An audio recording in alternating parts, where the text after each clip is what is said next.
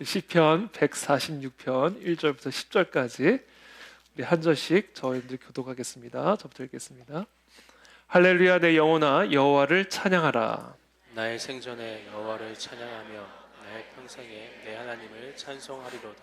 귀인들을 의지하지 말며 도울 힘이 없는 인생도 의지하지 말지니 그의 호흡이 끊어지면 흙으로 돌아가서 그날에 그의 생각이 소멸하리로다. 야곱의 하나님을 자기의 도움으로 삼으며 여호와 자기 하나님에게 자기의 소망을 두는 자는 복이 있도다.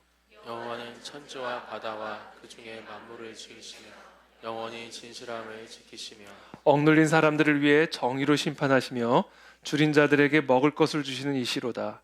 여호와께서는 갇힌 자들에게 자유를 주시는도다. 여호와께서 맹인들의 눈을 여시며 여호와께서 비굴한 자들을 일으키시며 여호와께서 의인들을 사랑하시며 여호와께서 나그네들을 보호하시며 고아와 과부를 붙드시고 악인들의 길은 굽게 하시는도다. 시온아, 여호와는 영원히 다스리시고 내 하나님은 대대로 통치하시리로다. 할렐루야, 아멘. 네, 오늘 우리 말씀을 듣기 전에 우리 다시 한번 우리 앞뒤 옆에 분들에게 사랑을 좀 고백하면 좋겠어요. 정말로 당신을 사랑합니다. 이렇게 한번 고백하고 오늘 한번 말씀을 듣기를 원합니다. 정말로 빨리 하세요. 왜 사랑을 고백 안 해? 사랑합니다, 에리야. 사랑합니다. 네, 진심으로 사랑합니다. 네, 제가 지금 한 분 한 분에게 고백하고 싶은 사랑의 고백입니다. 그것을 여러분들이 대신해서 이렇게 또 함께 고백합니다. 진심으로 사랑하고 축복합니다. 네, 오늘 마지막 말씀은 왕의 군대로 일어나라입니다. 제가 이번 에스더 금식 기도회를 준비하면서 제 마음에 품고 있었던 가장 중요한 기도 제목은 이번 기도의 주제가 말해주고 있듯이 왕의 군대로 일어나라입니다. 그 안에 진리교회가 왕의 군대로 일어나게 되는 것, 이것이 이번 에스더 금식 기도의 주제고 또 저의 기도 제목이었습니다. 왕의 군대란 무엇입니까?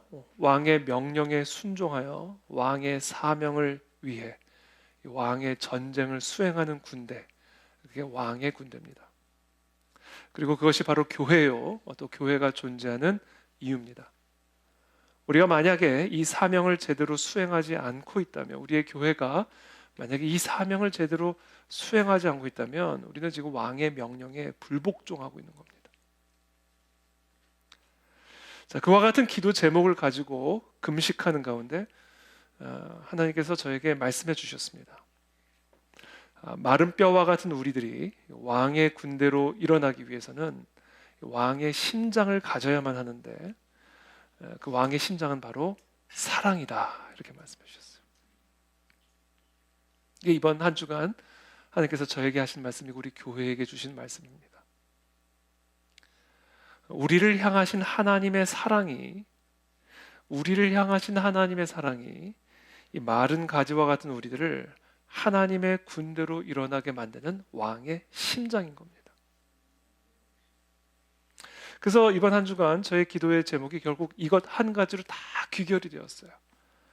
왕의 군대로 일어나기 위해 많은 기도의 제목들을 가지고 하나님 앞에 나아갔는데 결국 저의 이 많은 기도의 제목들이 하나의 기도의 제목으로 딱 단순하게 정리가 됐습니다. 하나님, 우리 그 안에 진리의 우리 모든 성도님들이 예전보다 더 하나님의 사랑을 더 깊이 맛보아 알게 하여 주십시오. 그것이 제가 이번 한 주간 금식하면서 기도한 핵심적인 기도의 제목이었습니다. 한 분 한 분이 하나님의 사랑이 얼마나 위대한 사랑인지 그것에 감동하고 감격할 수 있도록 그 사랑을 맛보아 알게 하여 주시옵소서. 그래야 우리가 왕의 심장, heart, 사랑을 갖고 일어나 왕의 사명을 위해 나아갈 수가 있게 되는 거예요. 자, 그렇다면 하나님의 이 사랑을 우리가 맛볼 때 우리는 어떤 맛을 보게 될까요? 우리가 소금을 맛보면 짠맛을 느끼게 되고 설탕을 맛보면 단맛을 느끼게 되는데 우리가 이 하나님의 사랑을 맛보게 되면 어떤 맛을 느끼게 될까요? 그 맛이 어떤 맛이냐면요, 기쁨입니다. 이 하나님의 사랑의 맛은요, 기쁨이에요. 여러분, 사랑은 기쁨을 가져다 주죠. 우리 청년들 가운데서도 요새 이렇게 남자 여자 교제하는 남녀 교제하는 청년들이 있는데 사랑에 빠진 남녀의 얼굴을 보면요, 딴 게 없어요. 기쁨이에요, 기쁨. 뭐가 그렇게 좋은지 그냥 항상 기뻐요. 이게 사랑은 우리에게 기쁨을 줍니다. 하나님의 사랑을 맛본 자, 그래서 하나님의 사랑을 알게 된 자는요, 그 사랑 때문에 말할 수 없는 기쁨으로 얼굴과 마음 안에 충만하게 되어 있어요. 이게 사랑이에요. 사랑은 기쁨을 줘요. 사랑의 맛은 기쁨 그 이하 그 이상도 아닙니다. 바로 그 기쁨이 나로 하여금 왕의 군대로 일어나 왕의 사명을 감당하게 만드는 힘이 되는 거예요. 그러니까 오늘 제 설교의 논리는 아주 단순합니다. 우리 모두가 하나님의 사랑을 맛보면 그 사랑의 맛인 기쁨으로 충만하게 되고 바로 그 기쁨이 힘이 되어 왕의 군대로 일어나게 되는 거예요. 이게 오늘 제가 여러분들과 나누고자 하는 설교의 주제입니다. 그래서 느헤미야 8장 10절에서 이렇게 말씀합니다. 여호와로 인하여 기뻐하는 것이 너희의 보다 힘이니라. 여호와로 인하여 기뻐하는 것 그것이 너희의 힘이다 이거예요.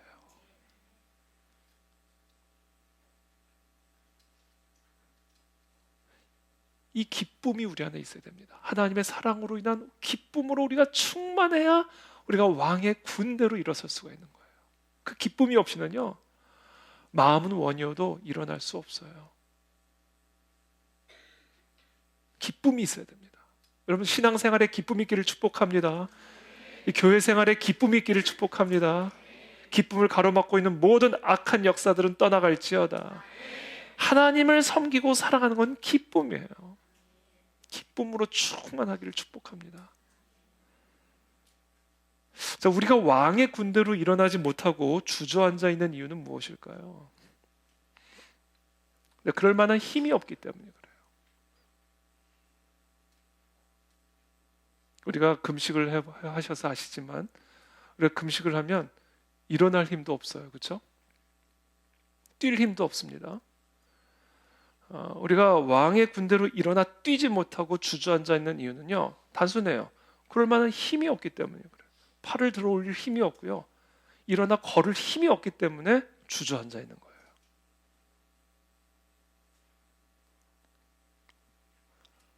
세상의 염려와 또 육신의 쾌락과 또 악령의 역사가 지금 나의 삶을 워낙 강력하게 누르고 있기 때문에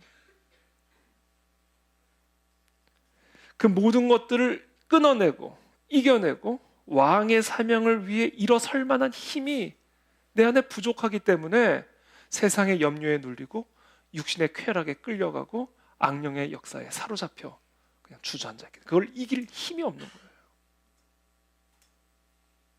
세상에 염려 없는 사람이 어디 있겠습니까? 육신의 정욕이 없는 사람이 도대체 누가 있겠습니까? 악령의 역사로부터 면제되는 사람이 도대체 누가 있겠어요?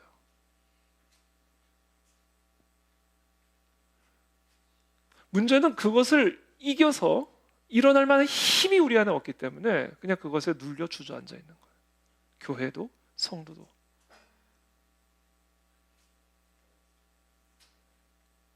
그리고 그와 같은 힘이 지금 내게 부족한 이유는 아주 단순해요. 여호와로 인한 기쁨이 부족하기 때문에 그런 거예요. 여호와로 인하여 기뻐하는 것이 나의 힘인데 그 기쁨이 부족하니까 나를 누르고 있는 그와 같은 세상, 육신, 악령의 역사들을 끊어내고 이겨내 일어날 만한 힘이 없는 거예요. 그러니까 우리는 항상 뭘 점검하면 여호와로 인한 기쁨이 있어야 돼. 이게 내 힘이에요. 기뻐야 돼요. 마음이 항상 기뻐야 됩니다. 항상 기뻐하라 그러시잖아요. 모든 우울의 영들은 떠나갈지어다.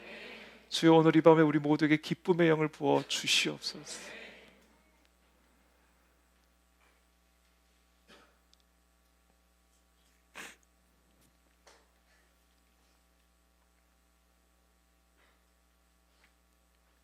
우리 모두가 하나님의 사랑을 맛보아 하나님으로 인한 기쁨이 내 안에 충만하게 될 때, 그때 비로소 우리는 하나님의 기쁨이 되어드릴 수가 있는 겁니다. 우리가 하나님의 기쁨이 되어드리는 것이 먼저가 아니에요. 순서가 그건 잘못된 겁니다. 먼저 하나님이 우리의 기쁨이 되신다는 사실을 맛보아 알아야 돼요. 그리고 그때 그 기쁨이 우리의 힘이 되어서 하나님을 기쁘시게 해드리는 왕의 군대로 일어날 수가 있게 되는 거예요.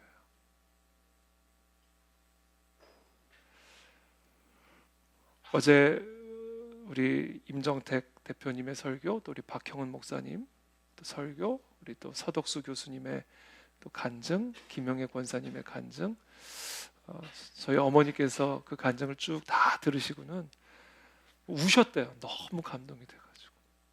그래서 저한테 물어, 어쩜 그렇게 다 훌륭하니? 그러시는 거예요. 그래서 제가 얘기 드렸어요. 하나님의 사랑을 맛보면 다 그렇게 돼요. 그렇게 얘기했어요. 그분들이 뭐 특별해서가 아니라 하나님의 사랑을 맛보아서 그 안에 그 사랑으로 인한 기쁨이 충만하게 되면요, 다 그렇게 되는 거예요. 그렇게 얘기했어요. 우리가 하나님의 기쁨이 되어드리는 게 먼저가 아닙니다. 하나님이 우리의 기쁨이 됨을 경험할 때, 그때 우리가 하나님의 기쁨이 되어드릴 수가 있게 되는 거예요.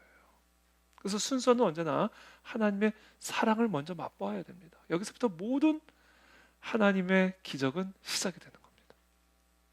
그래서 우리가 금식하며 갈망해야 할 것, 하나님의 사랑을 맛보게 해주십시오. 우리의 예배 때마다, 기도 때마다, 내 개인의 묵상의 시간 때마다 하나님의 사랑을 더 깊이 맛보아 알게 도와주십시오. 이것을 바꿔 말하면 하나님의 사랑을 잘 모르는 게 모든 문제의 본질이요, 우리의 모든 허약함의 뿌리입니다. 왜 우리가 이렇게 허약한가?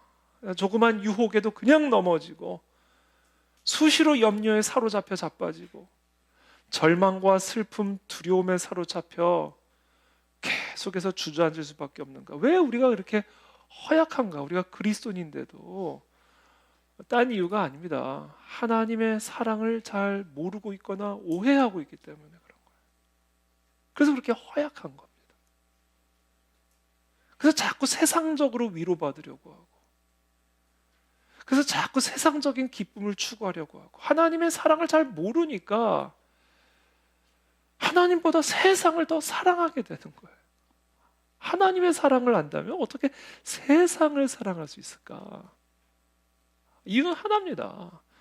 하나님의 사랑을 잘 모르고 있기 때문에 그런 거예요. 그러니까 세상에 끌면 그냥 끌려가는 겁니다. 하나님과 세상이 우리를 중심에 두고 줄다리기를 하는데, 우리가 하나님을 잘 모르면, 하나님의 사랑을 내가 잘 경험해 보지를 못하고 그것에 대해서 내가 오해를 하고 있으면요, 내 눈이 세상으로 갈 수밖에 없어요. 세상은 화려하거든요. 세상은 만족을 주거든요. 세상은 가깝거든요. 손에 잡히고 눈에 보이고, 그냥 끌려가는 거죠.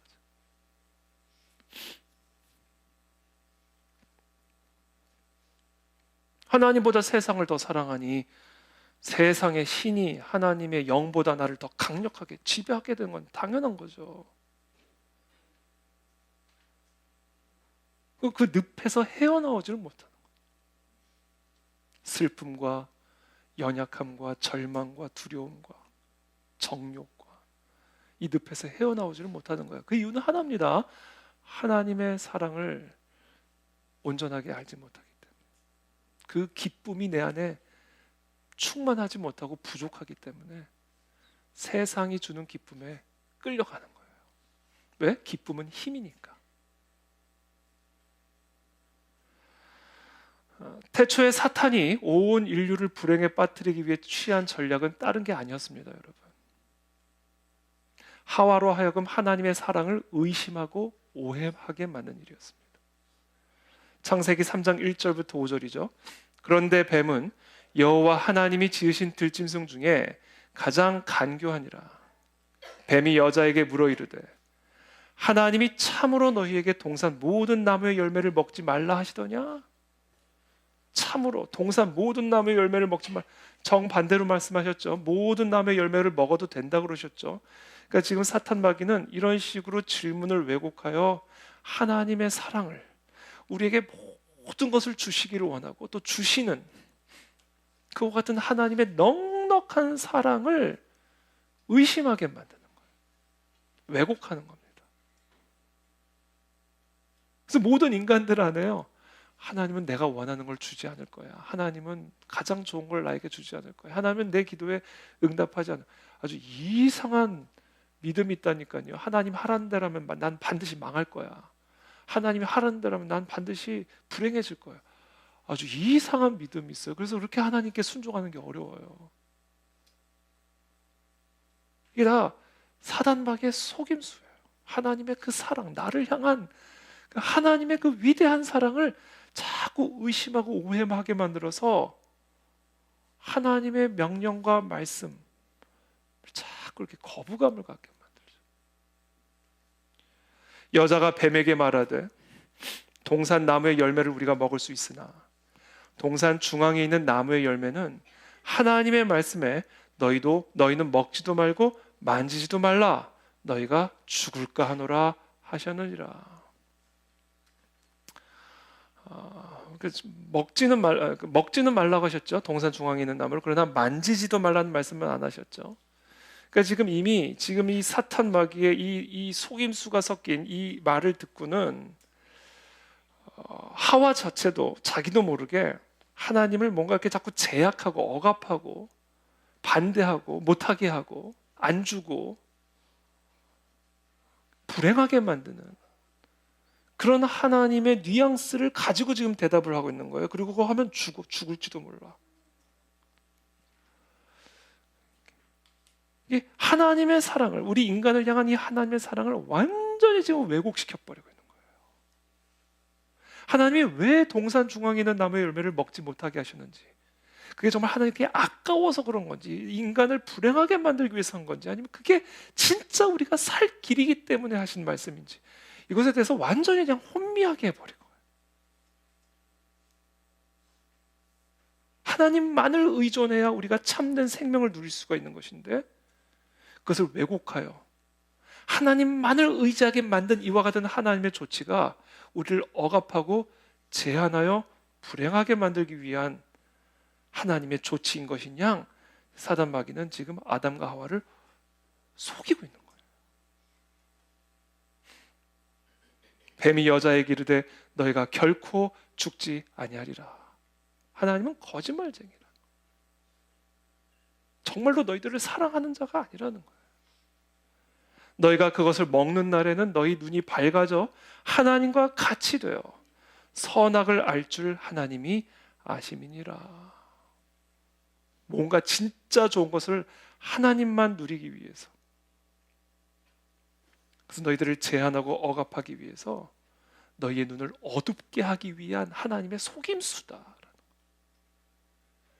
그러니까 우리를 향한 이 하나님의 한량없는 이 사랑에 대하여 이 사단 마귀는 태초에서부터 왜곡하고 거짓말로 속여서 우리 인간들로 하여금 우리를 향하신 그 하나님의 그 완전한 사랑을 의심하게 만들고 오해하게 만든 거예요. 이게 사단 마귀의 속임수입니다.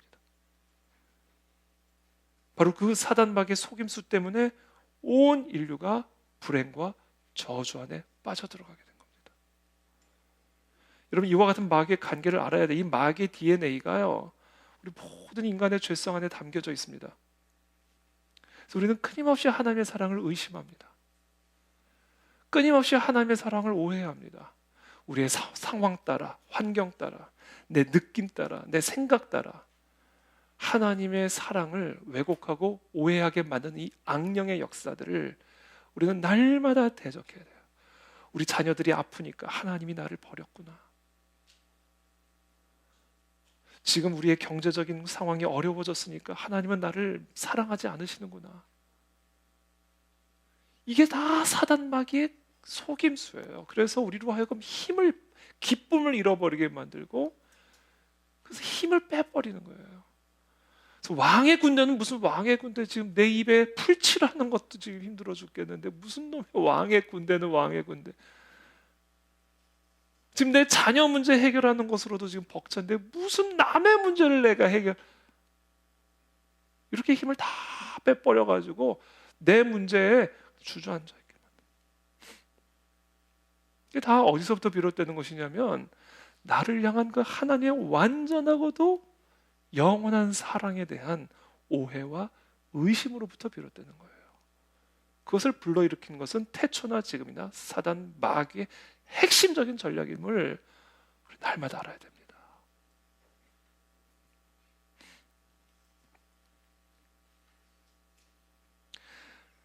그래서 우리 예수님께서 우리에게 기도하라. 아무것도 염려하지 말고 기도해라. 그러면서 너희가 악할지라도 떡을 달라는 자녀에게 돌을 줄 자녀가 없고 생선을 달라는 자녀에게 뱀을 줄 부모가 없는데 하물며 하늘에 계신 너희 아버지께서 구하는 자녀들에게 좋은 것으로 주시지 않겠느냐? 그러니까 이 부모의 마음을 가지고 하나님의 마음을 설명하세요. 왜 자꾸 하나님의 마음을 왜곡하여 오해하니까? 사단 마귀의 속임수 때문에 자꾸 하나님의 이 한량없는 사랑을 아무리 떡을 달라 해도 주지 않으실 것 같고 오히려 돌을 줄 것 같고 이렇게 태초에 하와를 속였듯이 지금도 끊임없이 우리를 속이고 있는 이 악령을 대적할 수 있게 하기 위해서 너희 부모들이 자녀들에 대해서 갖고 있는 그 사랑을 한번 생각해봐라. 도대체 배고픈 자녀들이 떡을 달라는데 떡을 안 주고 돌을 줄 부모가 도대체 어디 있겠냐? 그게 너희 그 악한 자라 할지라도 너희 안에 있는 사랑 아니냐? 하물며 하늘에 계신 너희 아버지가 너희들을 어떻게 사랑하시겠는지, 너희 안에 있는 그 특별한 신비로운 그 사랑의 감정을 가지고 그 악령의 속임수를 대적하고 떨쳐내라. 그 사랑 하나님의 사랑이다. 하나님이 우리 부모들에게 주신 정말 훼손되지 않은 사랑의 본성이다. 그게 하나님의 사랑이다. 그거예요. 하나님은 여러분들을 사랑하십니다. 어떤 상황과 환경에도 속아 넘어가지 마십시오. 하나님은 우리를 영원히 돌보실 것이고 우리의 실족함을 허락하지 않으실 거예요. 부모가 자녀의 실족함을 허락하는 경우가 있습니까? 하나님이 우리에게 불과 물을 통과하게 하시는 이유는, 우리의 허리에 무거운 짐을 지게 하신 이유는 하나님이 우리를 사랑하지 않으셔서가 아니라 그 모든 것을 통과한 후에 풍성한 곳으로 인도해 드리시기 위한 하나님의 사랑의 섭리예요. 절대로 사단 마귀에게 속아 넘어가지 마십시오.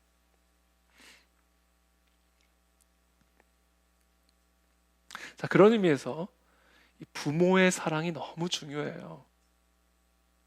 예수님께서 이 부모의 사랑에 빗대어서 하나님의 사랑이 얼마나 위대한지를 설명해 주시잖아요. 그러니까 우리 주님께서 하나님의 사랑을 우리들에게 설명해 주시기 위한 방법이 뭐였냐면 부모의 사랑이었어요. 자녀를 향한. 이게 무슨 얘기냐면 자녀를 향한 부모의 사랑을 통해서 우리의 자녀들은 하나님의 사랑을 맛보아 알게 된다는 얘기입니다.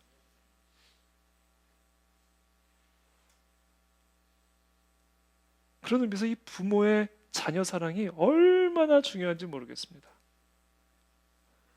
여러분, 부모님들의 이 자녀 신앙 교육은요, 물론 성경도 가르쳐야 되고요, 식기도도 가르쳐야 되고요, 뭐 게임하지 않고 뭐 이런저런 다양한 거룩하고 순결한 삶을 위한 다양한 지침과 교육, 성경적인 세계관적인 교육, 이 모든 것들도 너무너무 중요한데요.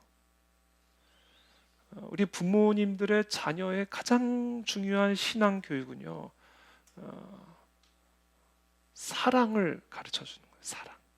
얼마나 부모가 자녀를 사랑하는지를. 이 자녀들이 마음에 새기고 뼈에 새기게 해주는 거예요. 이게 모든 자녀들을 향한 자녀 교육, 신앙 교육의 출발점입니다. 이게 되지 않으면 그 어떤 율법 교육도, 그 어떤 성경 교육도 생명을 가질 수가 없어요.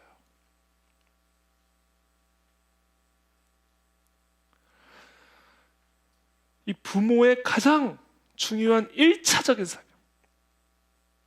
그래서 우리 자녀들의 마음에 그릇 안에 사랑을 가득 채워주는 거예요.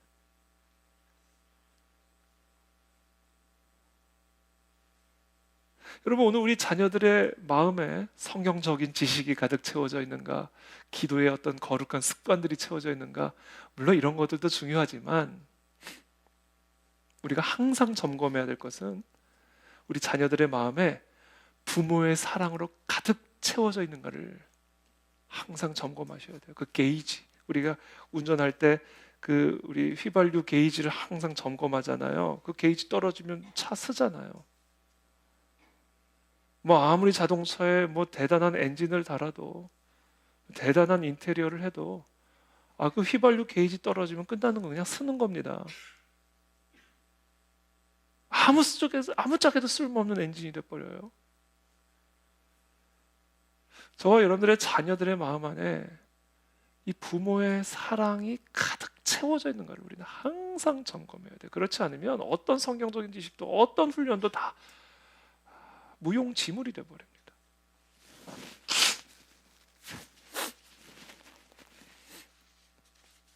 그 그릇이 가득 차 있을 때 성경 교육도 들어오는 거예요.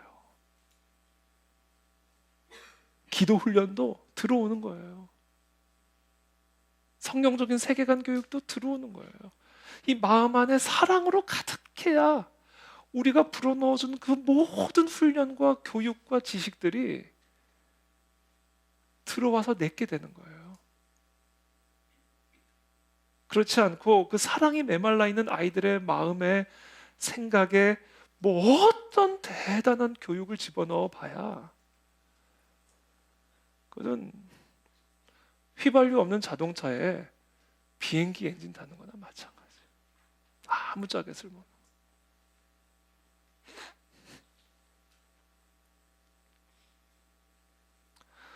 자녀들의 마음에 이 부모로부터 받은 이 사랑이 가득 차 있을 때 우리의 자녀들은요, 심리적으로 안정감을 느낍니다.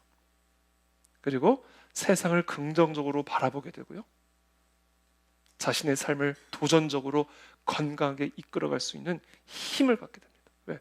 사랑은 기쁨을 주고 기쁨은 힘이니까. 그래서 우리 모든 부모님들은 우리 자녀들을 사랑으로, 따뜻한 마음으로, 칭찬과 용서로 양육해야 됩니다. 사랑으로 양육해야 돼요. 내 혈기로 양육하는 것도 아니고, 내 어떤 삶의 철학을 가지고 양육하는 것도 아니고, 사랑으로 양육을 해야 돼요.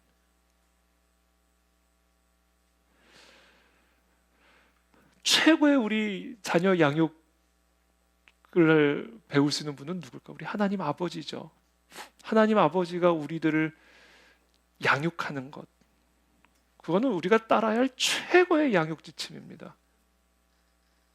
다른 양육 프로그램을 들을 것도 없어요.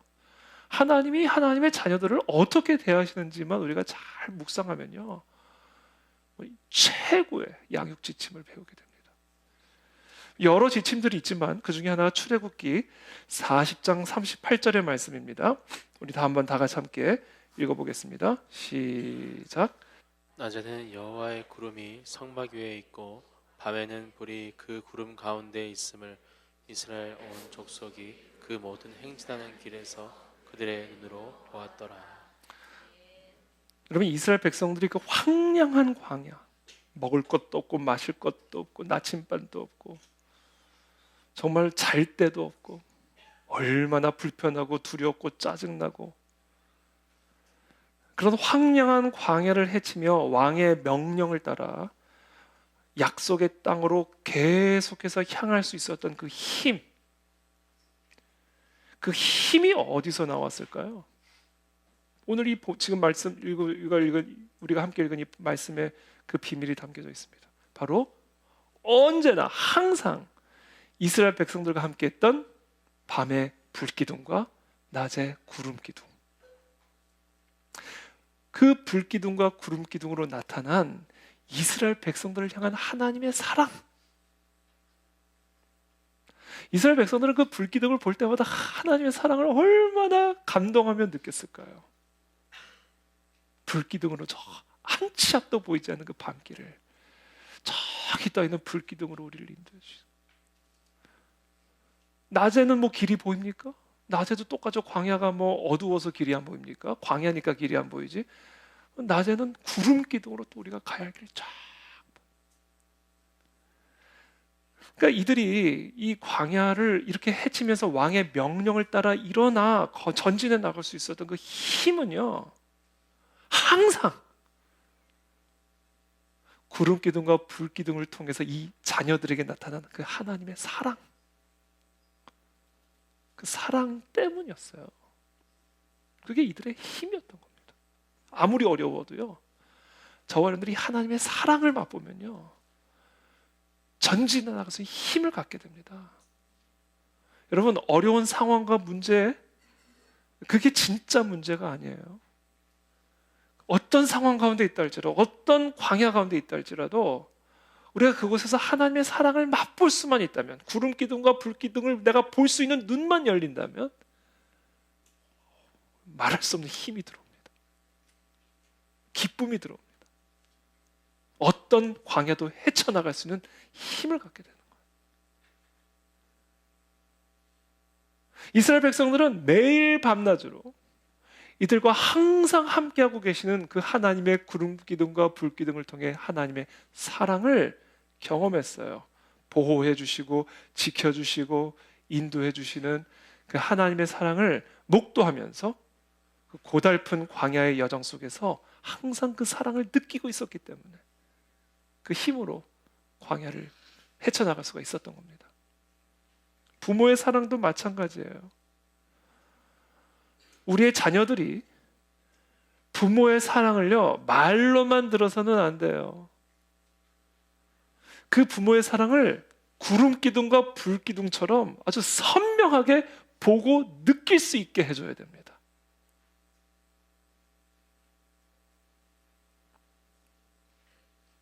그럼 표현되지 않는 사랑은 사랑이 아닙니다. 그림의 떡은 떡이 아닙니다. 제가 이번 금식하면서 절실하게 깨달았어요. 그림의 떡은 떡이 아니에요. 표현되지 않는 사랑은 사랑이 아닙니다. 그거는.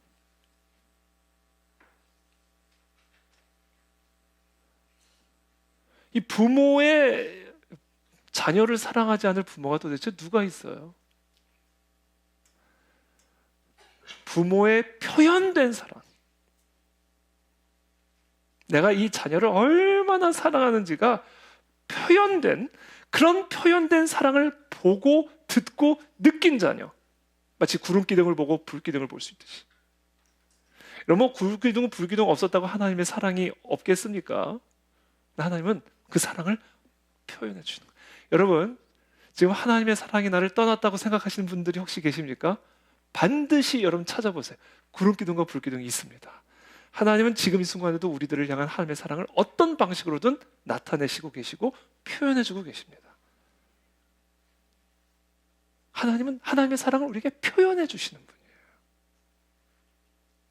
저는 그것을 볼 수 있는 눈이 열리게 되길 바라고, 그것을 감각할 수 있는, 느낄 수 있는 감각들이 살아나게 되기를 축복합니다.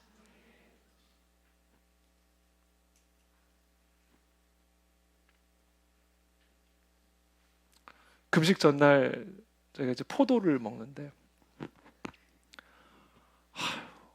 이게 얼마나 귀해요. 금식 전날 밤에. 근데 이 한 덩어리 안에 이렇게 많은 열매들이 있는 게 너무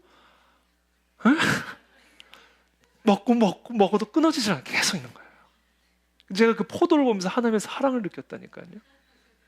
하나님의 사랑이 이렇게 섬세하구나. 참 놀랍지 않습니까? 금식을 안 하신 분들은 별로 놀라지 않아요. 하나님의 구름 기둥과 불 기둥은 반드시 우리 가운데 있습니다. 그것을 볼 수 있는 눈이 열려야 돼요.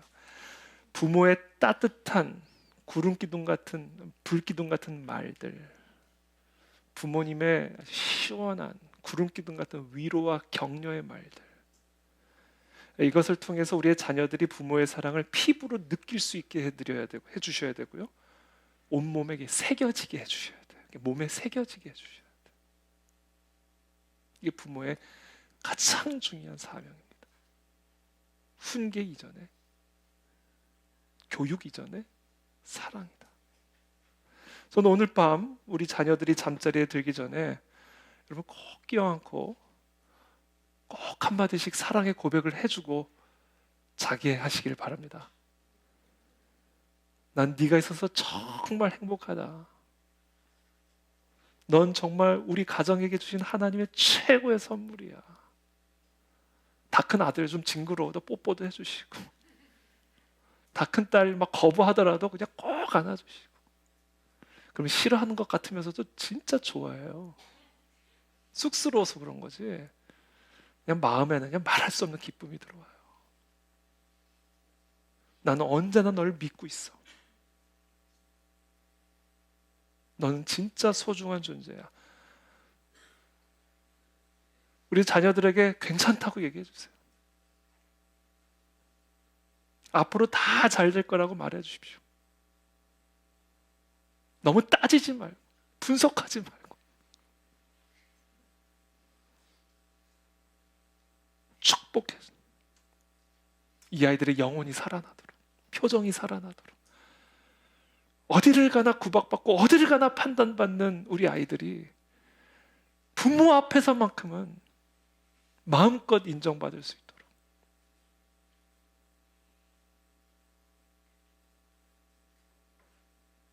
그렇게 우리의 자녀들을 향한 부모의 따뜻한 격려와 위로와 사랑의 말들이요, 항상 보여져야 되고요, 들려야 되고요, 느껴져야 돼요. 구름 기둥과 불 기둥처럼. 근데 문제는 아까도 말씀드렸지만 부모님들 가운데 자녀 사랑하지 않는 부모는 없어요. 문제는 뭐냐면 사랑이 없는 게 문제가 아니라 이 잘못된 사랑의 방법이 문제예요. 이 미성숙한 사랑의 표현이 이게 문제인 겁니다. 그래서 사실은 내가 사랑한다고는 하는데 이게 사랑이 아닌 게 문제인 거예요. 그래서 우리 부모님들이 우리 자녀들에게 정말로 올바른 사랑을 표현하기 위해서는요, 진정한 사랑을 아셔야 돼요. 그냥 내 자식이 그냥 이쁜 거, 이게 사랑이 아니에요.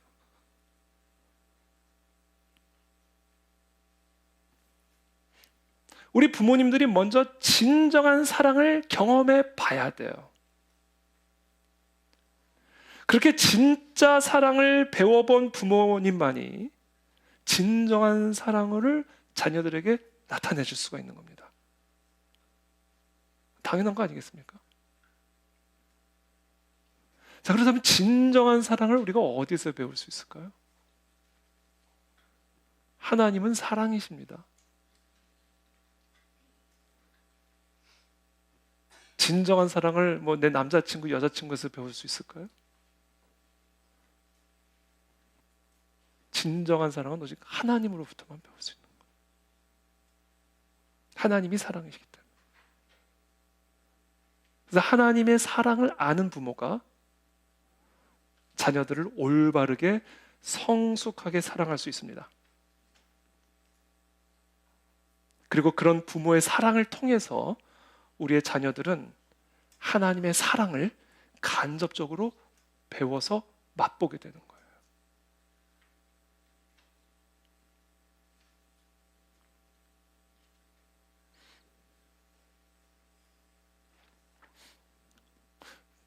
자, 우리 하나님은 어떤 분이신가? 우리 하나님의 사랑은 어떤 사랑인가? 시편 145편 8절에서 다윗은 이렇게 고백합니다. 함께 읽겠습니다. 시작. 여호와는 은혜로우시며 긍휼이 많으시며 마음을 더디하시며 인자하심이 크시도다. 우리 하나님은요, 은혜로우신 분이에요. 긍휼이 많으신 분이에요. 노하기를요, 더디하시는 분이에요. 노하기를 급하게 했다면 우리는 그냥 한 발자국 갈 때마다 화인을 맞을 거예요.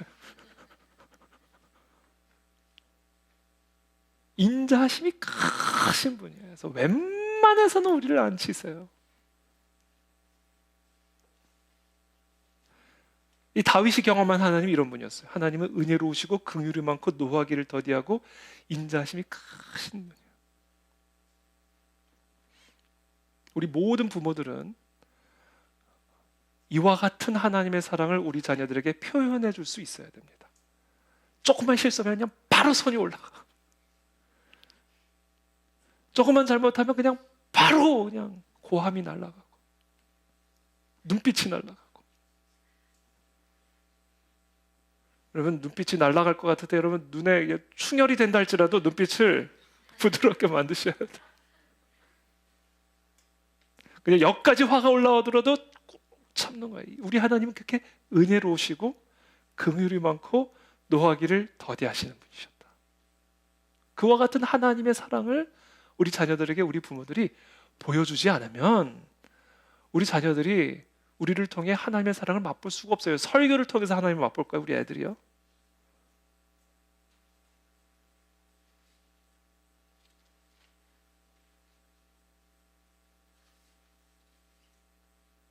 특별히 중요한 게 우리 자녀들이 실수를 하거나 죄를 지었을 때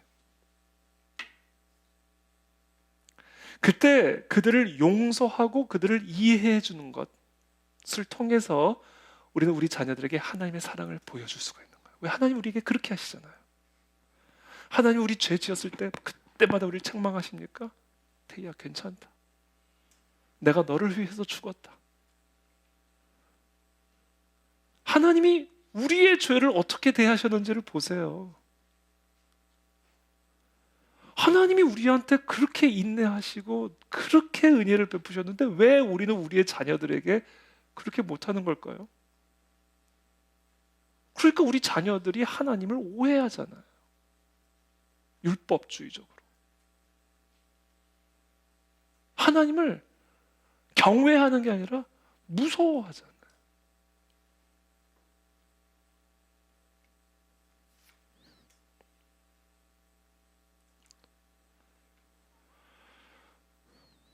우리는 이와 같은 하나님의 은혜와 자비와 또 노하기를 더디하시는 이런 하나님의 사랑을 우리 자녀들에게 보여줘야 됩니다.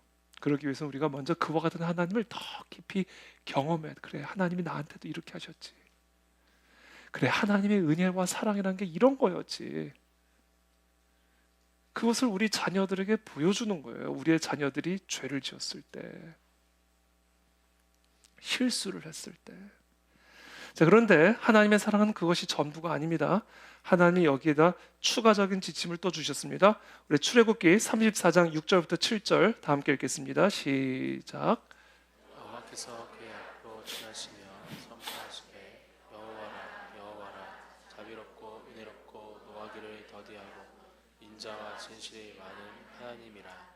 인자를 천대까지 베풀며 악과 과실과 죄를 용서하리라.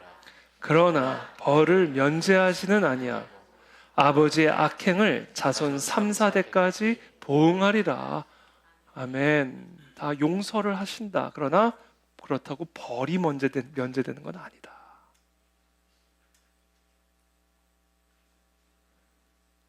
그러니까 우리가 하나님의 사랑을 헛갈리는 이유가요, 죄와 벌을 같은 거라고 생각하는 거예요.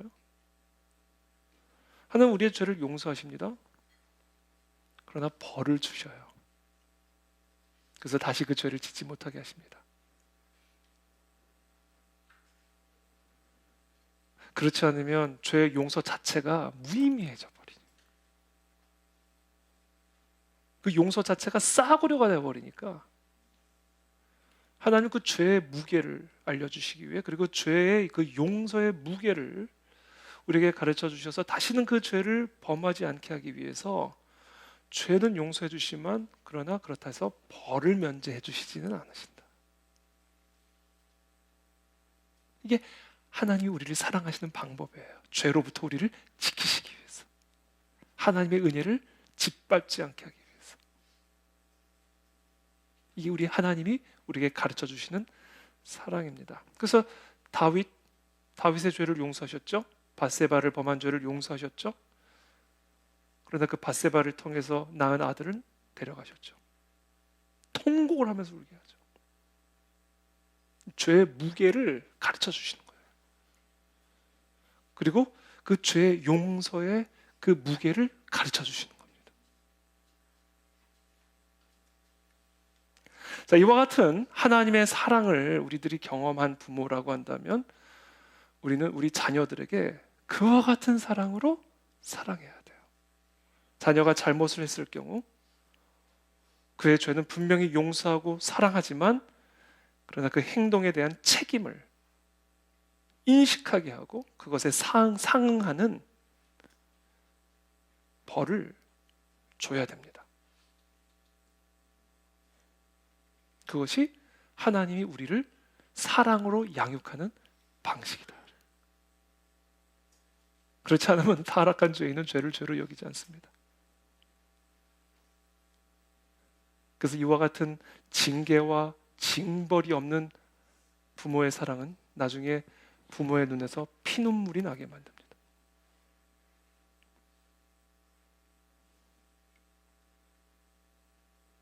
자, 이와 같은 하나님의 양육 원칙들을, 이와 같은 하나님의 사랑을 맛보아 아는 부모들, 그래서 하나님으로부터 위로도 받고 하나님으로부터 사랑도 경험하고 때로는 하나님으로부터 징계도 받아보고, 그러나 이 모든 것을 통해서 나를 연단하시는 이 모든 하나님의 사랑의 양육을 경험한 부모들이, 또는 그것을 깨닫게 된 부모들이 그렇게 자녀들을 양육해 줄 수가 있는 거예요. 그리고 자녀들은 그런 부모의 사랑을 통해서 하나님의 사랑을 맛보아 알게 되는 겁니다.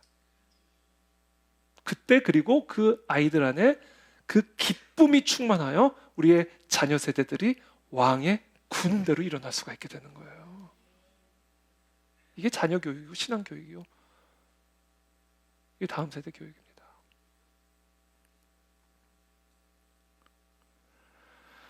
하나님에 대한 오해는 무서운 저주를 낳습니다.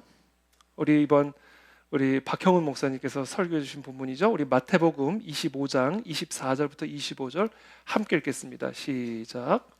한 달란트 받았던 자는 와서 이르되 주인이여 당신은 굳은 사람이라 심지 않은 데서 거두고 흩치지 않은 데서 모으는 줄을 내가 알았으므로 두려워하여 나가서 당신의 달란트를 땅에 감추어 두었었나이다.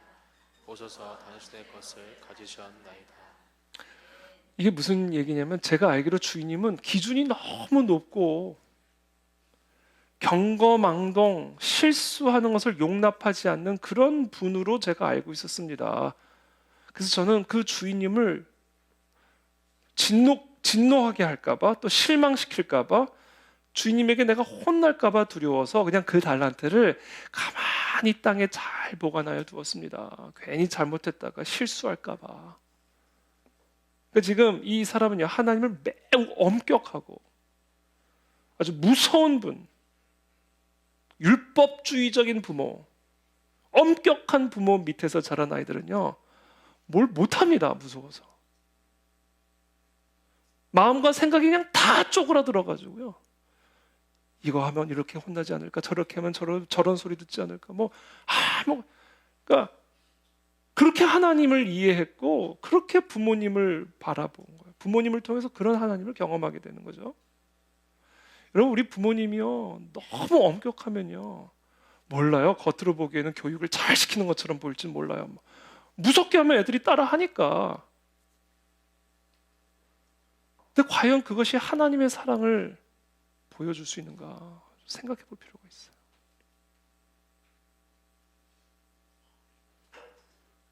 위축시키죠.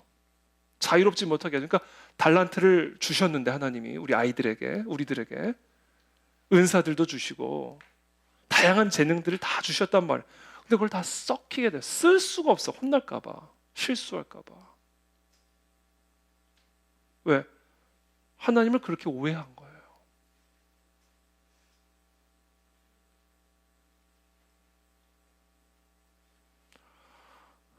그러니까 이 주인님이 이 종에게 뭐라고 말합니까? 이 무익한 종을 바깥 어두운 데로 내쫓으라. 거기서 슬피 울며 이를 갈리라 하니라.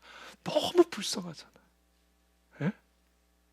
하나님을 막 그렇게 무서운 분으로 생각해가지고 아무것도 못하고 그냥 달란트도 있는데 그 달란트도 한번 제대로 써보지도 못하고 내쫓겨나서 슬피 울며 이를 가는 인생이 되는 거예요. 얼마나 불쌍합니까?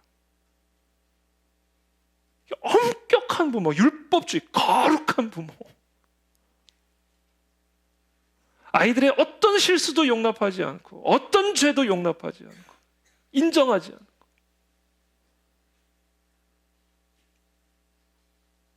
그런 아이들이 그런 하나님으로 오해를 하여 자기에게 이런 달란트 저런 달란트가 주어졌음에도 불구하고 그냥 땅에 묻어두는 인생 살다가 슬피 울며 내쫓김을 당하는 얼마나 불쌍한 인생이 돼요. 그러니까 하나님에 대한 오해가 이렇게 인생을 불쌍하고 불행하게 만드는 거예요.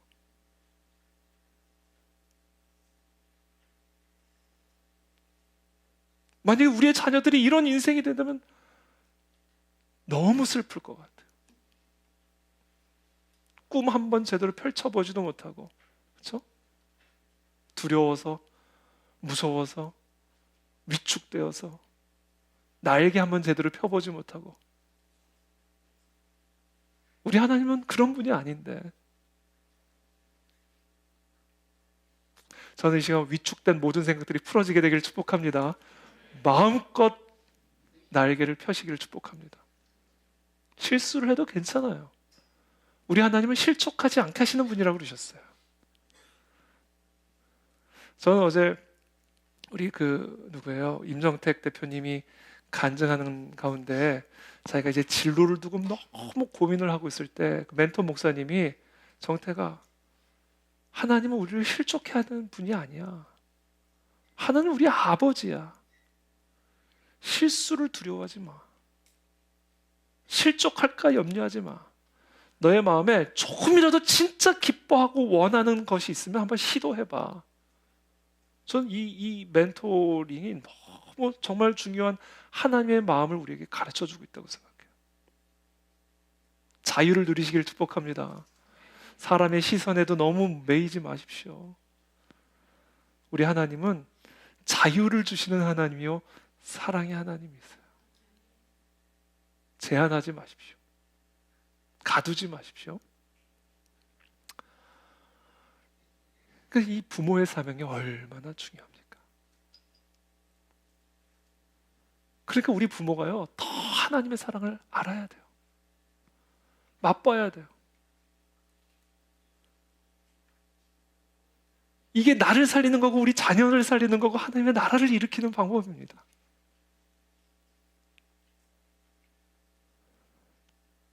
요한일서 4장 19절 한번 다 같이 함께 읽겠습니다. 시작. 우리가 사랑하면 그가 먼저 우리를 사랑하셨습니다. 우리가 사랑하면, 자, 우리가 어떻게 해야 사랑할 수 있을까요? 자꾸 사랑 어떻게 사랑할 수 있어요? 그가 먼저 우리를 사랑하셨기 때문에 그 사랑을 맛본 자가 사랑하게 된다. 우리는요 정말 목마른 사슴이 시냇물을 찾아 헤매듯 이 하나님의 사랑을 간절하게 더 깊이 더 풍성하게 누리기를 갈망해야 돼요. 오늘 이 밤에도 하나님의 사랑을 마음껏 부어 주시옵소서.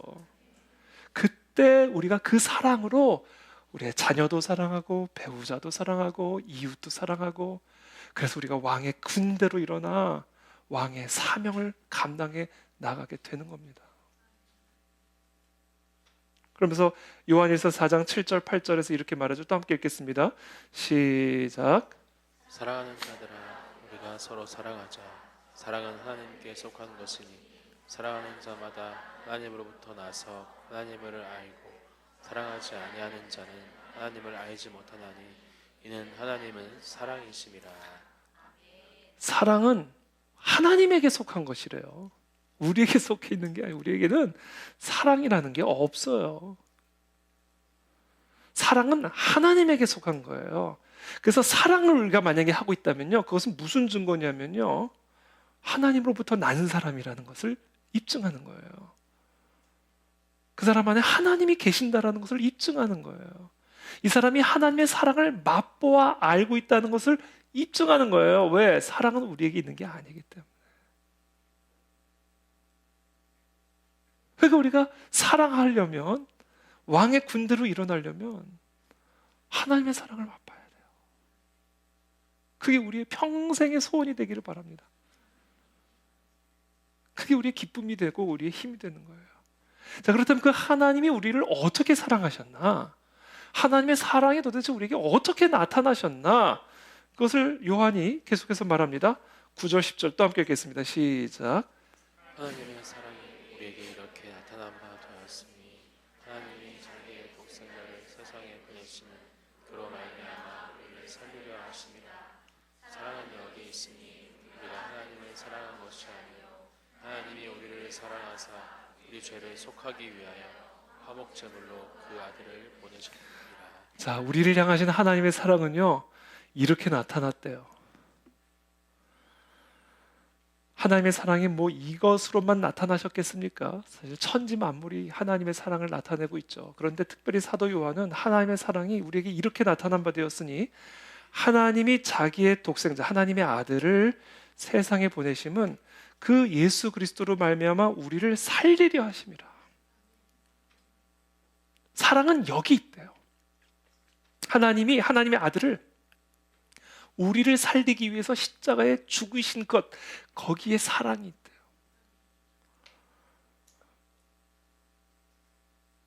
여러분, 하나님이 하나님의 아들을 우리를 살리기 위해서 죽이셨으면, 여러분, 하나님의 사랑에 대해서 우리가 뭐 의심할 여지가 있는 겁니까? 우리가 하나님을 사랑한 것이 아니요 하나님이 우리를 사랑하사 우리 죄를 대속하기 위해 화목제물로 그 아들을 보내셨습니다. 하나님의 사랑이 바로 이 십자가를 통해서 나타났다는 거예요. 우리를 살리기 위해서.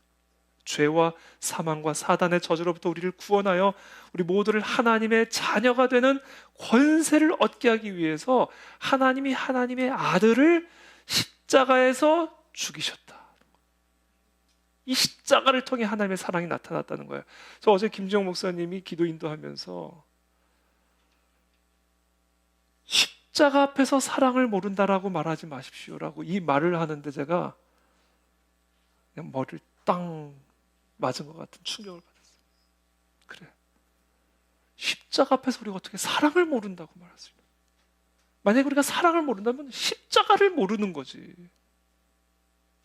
아니, 어떻게 십자가 앞에서 사랑을 모른다라고 말할 수 있고 어떻게 십자가 앞에서 교만을 행할 수 있습니까? 겸손을 모른다 할 수 있겠어요?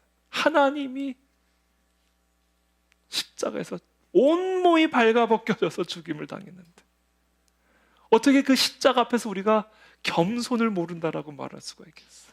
그러니까 결론은 이거예요. 지금 우리가 십자가랑 너무 멀어져 있는 거예요. 십자가가 너무 작아 보이는 거예요. 세상만 커 보이는 거예요. 그러니까 사랑이 부족해지는 것이고, 그러니까 겸손이 없어지는 것이고, 그러니까 왕의 군대로 일어날 힘이 없는 거예요. 저는 오늘 시간 결론적으로 저 여러분들에게 이렇게 질문하고 싶습니다. 지금 우리가 십자가와 너무 멀어져 있지 않습니까? 어떻게 십자가 앞에서 겸손을 모른다 말할 수 있으며 사랑을 모른다 말할 수 있으며 어떻게 십자가 앞에서 소망을 모른다 말할 수 있겠어요? 하나님의 아들이 우리를 살리기 위해 십자가에서 죽으셨는데, 지금 만약에 우리가 그것을 모른다면 지금 우리는 십자가와 너무 멀어져 있는 거예요. 십자가로 가까이 나오는 밤이 되기를 축복합니다. 우리의 모든 죄와 저주를 대속하셔서 하나님의 자녀가 되는 권세를 얻게 하시기 위해 십자가에 매달리신 그 그리스도의 못 박히신 손과 발을 더 가까이 와서 쳐다보십시오. 그 떨리는 손과 발을 더 가까이 오셔서 보십시오. 사랑을 알게 될 겁니다. 그분의 그 수치와 그분의 말할 수 없는 고통을 더 가까이 와서 보고 들어보십시오. 겸손이 살아날 겁니다.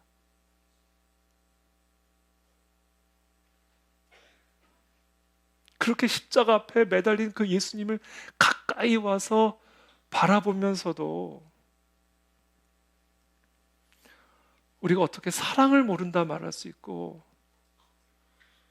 그러고도 우리가 어떻게 더 우리의 기쁨을 위해 세상을 따라갈 수가 있겠어요? 문제의 본질은 십자가가 지금 너무 멀어 있어요. 저는 오늘 이 밤에 우리가 그 예수 그리스도의 십자가를 더 바라보기를 원합니다. 집중하기를 원합니다. 그리고 그 십자가를 찬양하기를 바랍니다. 더 가까이 와서 그 예수님의 우리를 위해 흘리는 눈물을 보기를 원하고, 그 찢긴 손과 발에서 흘리는 그 피를 볼 수 있기를 바랍니다. 그래서 우리를 향한 그 하나님의 사랑을 맛보아 알게 하여 주시옵소서. 하나님이 우리를 이렇게 사랑하시는구나. 그때 우리 안에 기쁨이 들어오게 될 것이고, 그 기쁨이 힘이 되어서 그 예수 그리스도를 위한 군대로 우리가 일어나게 될 줄을 믿습니다. 오늘 이 밤에 그와 같은 밤이 되기를 예수님의 이름으로 축복합니다. 함께 기도하겠습니다.